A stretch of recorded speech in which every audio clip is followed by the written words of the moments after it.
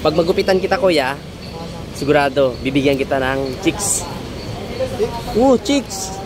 Para may kasama ka lagi. Nandito lang pala si kuya mga ka-idol, ng ating isa din sa mga tinulungan natin at isa din sa binibigyan natin ng pagkain. Ayun o. Kuya, kamusta? Ha? Okay lang, kamusta ang New Year mo? Okay man, malipayon man. Siguro may kasama ka sa New Year, no? May pinutukan ka siguro. Ay, may pinutukan ka?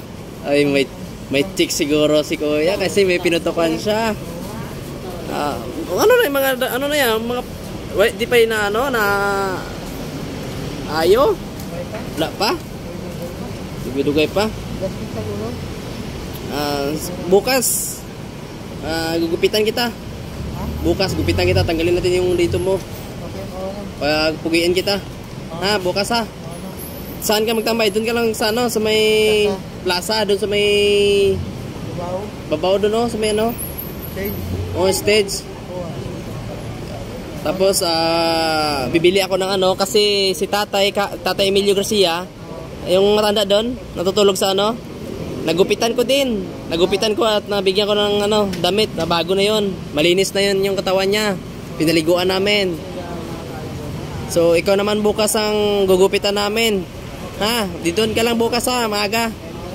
Mga alas 6, maligo tayo doon. Doon sa may CR doon. Pwede ka doon ka ano. Oo. Ito po yung dalang-dala niya, oh. Kawawa naman si kuya, naghihingi dito ng ano, ng pagkain. Naghihingi ka lang dito? Pero kawawa naman paa ni kuya, oh.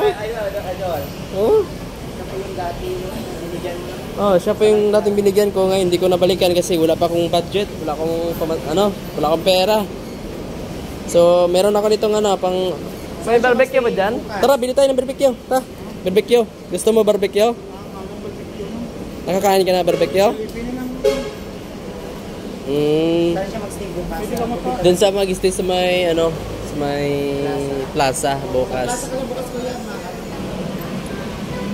Bili mo ng pang ano, pang merinda mo yan, mga kababayan. Ito naman po ang gugupitan natin bukas, mga ka-idol, no?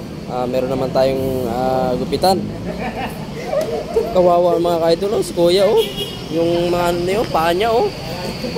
Yung mga plastic, mga dandala niya, oh. Ayan.